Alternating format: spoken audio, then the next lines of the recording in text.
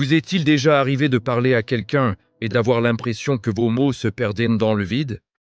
Ou à l'inverse, de réaliser au milieu d'une conversation que vous n'aviez aucune idée de ce que la personne venait de dire?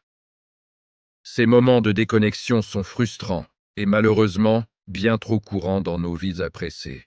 Et s'il existait une clé, une compétence simple mais profonde, pour transformer radicalement la qualité de nos relations? Restez avec moi, car ce que je vais vous révéler pourrait bien changer votre façon de communiquer pour toujours. Si ce n'est pas déjà fait, abonnez-vous pour ne manquer aucune de nos explorations sur le développement personnel. Dans ma quête pour améliorer mes relations, j'ai découvert un trésor, l'art de savoir écouter, du philosophe et théologien Francesco Torralba Rossello. Un chapitre en particulier m'a profondément marqué, celui sur les fruits de l'écoute. Loin d'être une simple politesse, l'écoute active est une source de bienfaits incroyables, tant pour nous-mêmes que pour nos interlocuteurs. Torralba nous en présente 6, que nous allons explorer ensemble, en allant du plus accessible au plus transformateur. Accrochez-vous, le dernier est le plus puissant de tous. Fruit 1. La docilité.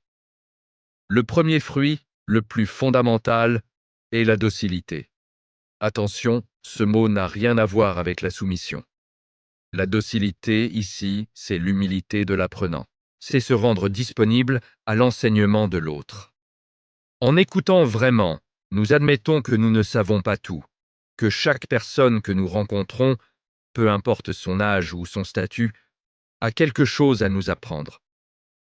C'est une posture d'ouverture qui brise les barrières de l'ego. L'écoute nous rend enseignables. Elle nous sort de la prison de nos propres certitudes et ouvre notre esprit à de nouvelles perspectives, à des mondes que nous n'aurions jamais découverts seuls. Fruit 2. L'amabilité. Le deuxième fruit est l'amabilité. Écouter quelqu'un, c'est lui faire un cadeau. C'est lui dire « tu es important ». Ce que tu as à dire a de la valeur.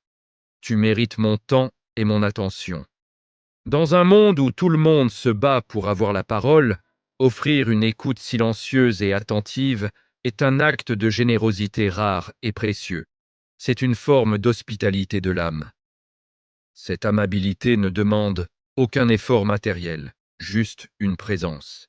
Et elle est souvent bien plus appréciée que n'importe quel conseil ou solution que nous pourrions proposer à la hâte. Fruit 3. La délicatesse. Montons d'un cran avec le troisième fruit, la délicatesse. Écouter avec délicatesse, c'est aller au-delà des mots. C'est percevoir les hésitations, les silences, le langage du corps. C'est comprendre ce qui n'est pas dit, mais qui est pourtant criant. La délicatesse naît d'une attention si fine qu'elle nous permet de deviner la peine, la joie ou l'embarras de l'autre, sans qu'il ait besoin de tout formuler. C'est l'art de ne pas poser la question qui blesse, de sentir quand il faut se taire et simplement être là.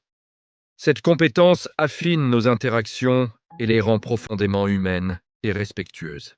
Fruit 4. La clarté. Le quatrième fruit est la clarté. Combien de malentendus et de conflits naissent d'une écoute partielle? En prenant le temps d'écouter attentivement, nous permettons non seulement à l'autre de structurer sa pensée, mais nous clarifions aussi la situation pour nous-mêmes. L'écoute active agit comme un filtre. Elle nous aide à séparer les faits des interprétations, les émotions des jugements. En reformulant ce que nous avons compris, en posant des questions ouvertes, nous dissipons le brouillard de la confusion. Cette clarté est essentielle pour prendre des décisions justes et pour construire des relations basées sur une compréhension mutuelle et solide. Fruit 5, le don de conseil. Nous approchons du sommet avec le cinquième fruit, le don de conseil.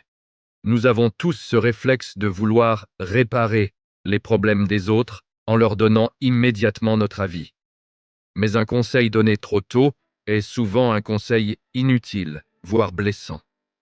Le véritable don de conseil ne peut naître que d'une écoute profonde et patiente. C'est seulement après avoir pleinement compris la situation, les émotions et les besoins de la personne que nos paroles peuvent avoir un réel impact. L'écoute nous donne la légitimité et la sagesse de conseiller. Souvent même, une écoute de qualité permet à la personne de trouver elle-même sa propre solution, ce qui est le plus grand des cadeaux. Le fruit 6, la connaissance de soi, et voici le fruit ultime, le plus puissant et le plus surprenant de tous. La connaissance de soi. On pourrait penser que l'écoute est entièrement tournée vers l'autre, mais c'est une erreur. C'est en écoutant les autres que nous nous découvrons nous-mêmes. Dans le miroir de leurs paroles, nous voyons nos propres préjugés, nos peurs, nos valeurs. Les histoires des autres résonnent avec la nôtre. Leurs émotions éclairent les nôtres. Écouter nous confronte, nous questionne, nous transforme. En comprenant le monde de l'autre, c'est notre propre monde intérieur que nous explorons. L'écoute est un voyage, et sa destination finale est la rencontre avec soi-même.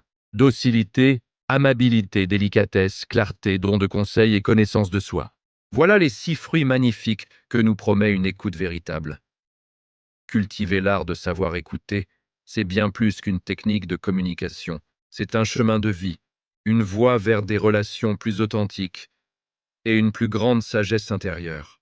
Et vous, quel fruit de l'écoute vous parle le plus? Avez-vous une expérience personnelle où l'écoute a tout changé? Partagez votre histoire et votre point de vue dans les commentaires. J'ai hâte de vous lire et d'apprendre de vous.